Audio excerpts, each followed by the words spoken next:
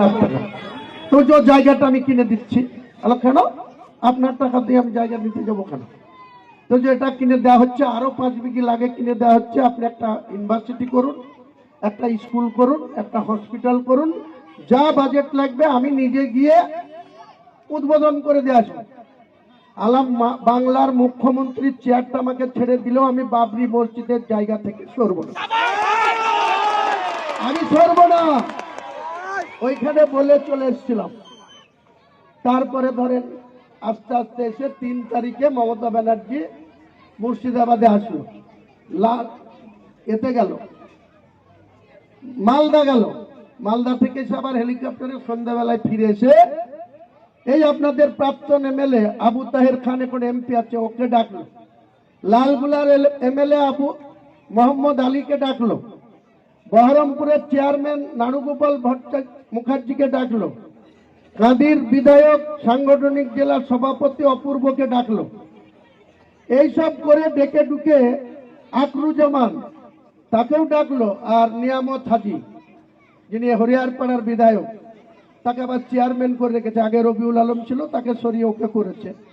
তাকেও ডেকে মমতা ব্যানার্জি বলল যে অনেক বোঝানোর চেষ্টা হয়েছিল হুমায়ুন কবিরকে, তা আমাদের কোনো কথাই শুনছে না, তা তোমরা একবার কথা বলে দেখো। যদি ও 6 তারিখে, মানে তখন তো 3 তারিখে রাত্রে বলছে, মানে তো 6 তারিখে শনিবারে ধরেন ভিত্তি স্থাপন হবে, সব আয়োজন তো পাক্কা। বুঝেই দেখো, মোহাম্মদ আলী প্রথম বলল মমতা ব্যানার্জিকে যে না না, ওকে কথা শুনবে না, ওকে কথা শোনানো যাবে না, আপনি বরঞ্চ ওকে দল থেকে ছেড়ে দেন। তো বললো মুর্শিদাবাদে ক্ষতি হবে না তো? আবু তাহের বললো কি ক্ষতি হবে, কিছু হবে না। এর আগে একবার বলেছিল আবু তাহের অধীরকে, এই রেজিনগরের পার্টি অফিস থেকে 2012 সালে আমি যেদিন কংগ্রেস ত্যাগ করতে বাধ্য হয়েছিলাম এই আবু তাহেরের জন্য, অধীর চৌধুরীকে ফোনে মিন্টু সিংরা এখানে এপারের দায়িত্ব, আর আবু তাহের তখন এমএলএ, এইখান থেকে অধীরকে দিল্লিতে ফোন করে বলছে ও চল যাই, যাক, ওকে তাড়িয়ে দেন, কিছু ক্ষতি হবে না। দিয়ে আমাকে ওই রকম করে, মানে কোনো বিচার না পেয়ে আমি স্বেচ্ছায় চলে গিয়েছিলাম বিধায়ক পদ ত্যাগ করে তৃণমূল। এবার দেখলেন আপনারা যে 3 তারিখে রাত্রে বলার পর নিয়ামত হাজিকে পাঠিয়ে দিল কলকাতা, আকরুকে পাঠিয়ে দিল কলকাতা, যাও ববি হাকিম কাছে যাও, বলেনি পর্যন্ত যে হুমায়ুন কবিরকে সাসপেন্ড করা হবে, ওদেরকে পাঠিয়ে দিয়েছে, যেখানে থাকতে হবে না চলে যাও, ওরা গিয়েছে। তারপরে দেখা যাচ্ছে এখানে রাত্রে আমাকে 12টার সময় মুখ্যমন্ত্রীর যে অফিসার যারা ডায়াসে থাকার জন্য নাম লিস্ট করে, আমার নামটা রাত 12টাতেও রাখলো, 17 নম্বরে নাম। আমার কাছে মেসেজ আসলো যে সকালে মিটিংয়ে যেতে হবে। আমি গেলাম সকালে 8:30টায়। অপূর্ব ঘুম থেকেই উঠে না, 10টায় ঘুম থেকে, মুখ্যমন্ত্রী আছে, মিটিং হবে, আমাকে 8:30টায় বললো চলে এসো। আমি গেলাম, 17 নম্বরে ক্যারা দিয়ে আমাকে ভেতরে ঢুকতেও দিল। তারপরে সাংবাদিকরা আমাকে বলছে যে ববি হাকিম কলকাতায় বসে তৃণমূল ভবনে বসে হুমায়ুন কবিরকে সাসপেন্ড করলো। সে বলেছিল কি আপনারা সবাই শুনেছেন তো, যে রেজিনগরে বাড়ি আর বেলডাঙ্গায় মসজিদ কেন করবে? একজন মুসলমান, তার মসজিদ করার অধিকার নাই।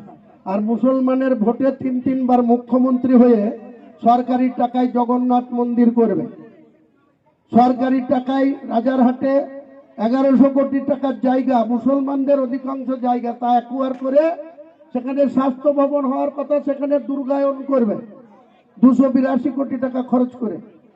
শিলিগুড়িতে স্টেডিয়াম হওয়ার কথা, সেখানে আবার কি কালী মন্দির নাকি ওই হিল এলাকা থেকে নিয়ে এসে সমতলে সেটা করবে। আর প্রতি বছর মা দুর্গার পুজোতে 2018 সালে 10,000 দিয়ে শুরু করেছিল, 2025-এ প্রত্যেকটা পুজো কমিটিকে 1,10,000 করে দিয়েছে কি দেয়নি?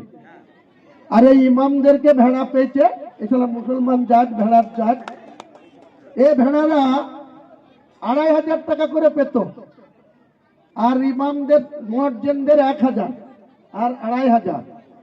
কত আন্দোলন, টুপি মাথায় দিয়ে নামাজ ছেড়ে, ওয়াক্তের নামাজ ছেড়ে যেই তৃণমূল ডাক দিতে চলে যাচ্ছে। যে আন্দোলন করে করে বলে 10,000 দিতে হবে, 8,000 দিতে হবে, 6,000 দিতে হবে। ববি হাকিমের ডাকে চলে গেল নেতাজি ইন্ডোর স্টেডিয়াম।